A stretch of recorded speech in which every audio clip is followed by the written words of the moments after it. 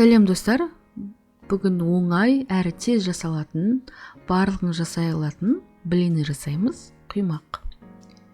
Ең алдымен жұмыртқаға шекерді араластырып, көпіршітіп аламыз. Миксермен, я болмаса шанышқымен, венчикпен жасауларыңызға болады. Одан кейін оның үстіне сүт, соданы салып, жақсылап араластырғаннан кейін сұйық май қосып, сосын ұнымызды саламыз. Жақсылап араластырамыз. Сұйық қаймақ сияқты болу керек, қоюлығы. Мен көбіне блины жасау үшін үйде қалған ашыған айран, сүт болатын болса, соларды пайдаланамын.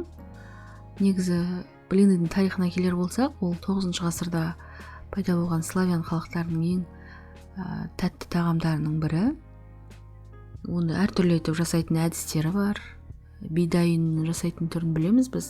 Ал негізі гречка, қарақұмық ұнынан, манныйдан, жүгері ұнынан жасайтын түрлері бар. Және айраннан, сүттен, судан, минералды судан, не болмаса сывороткадан жасайтын әртүрлі түрлері бар екенін білеміз.